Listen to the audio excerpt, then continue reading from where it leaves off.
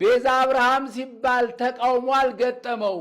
ቤዛ ሙሴ ሲባል ተቃውሞ አልገጠመው። ለድንግል ሲሆን ግን ምነው ዓለም ጨነቀው?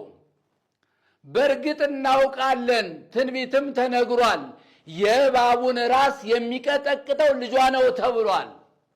ስለዚህ አይወዳትም አውሬው ማርያምን፣ ዝም ብሎ ይደክማል ላይቀንስ ክብሯን።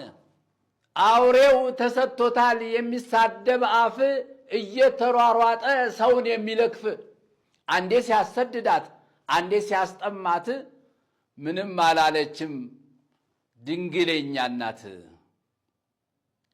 ዛሬም አልተዋትም የአዳም ጠላት፣ ዛሬም አልተዋትም የአዳም ጠላት። ዓለም እንደው ድኗል በኢየሱስ ሞት፣ እሷም ትባላለች ምክንያተ ድህነት።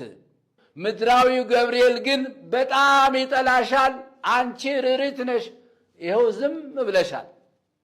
ከተራራው ሀገር ከኤፍሬም ከተማ፣ ከኤልሳቤጥ አንደበት ምስጋና ተሰማ። የጌታዬ እናት እንዴት ትመጫለሽ? አንቺ እኮ ከሴቶች የተባረክሽ ነሽ። ሰላምታሽን ማርያም ጆሮዬ ሲሰማ፣ ጽንሱ ሰገደልሽ አቤት ያንቺ ግርማ።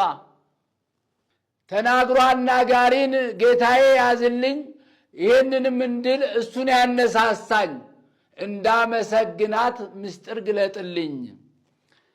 ምድራዊው ገብርኤል ግን ከልቡ ይጠላሻል፣ አንቺ ርሪት ነሽ ይኸው ዝም ብለሻል። የሰማዩ ገብርኤል ያመሰግንሻል፣ የሰማዩ መልአክ በጣም ይወድሻል። እመቤቴ ማርያም እኔ ወድሻለሁ፣ ምስጋናሽን ዘወትር እቀኝልሻለሁ።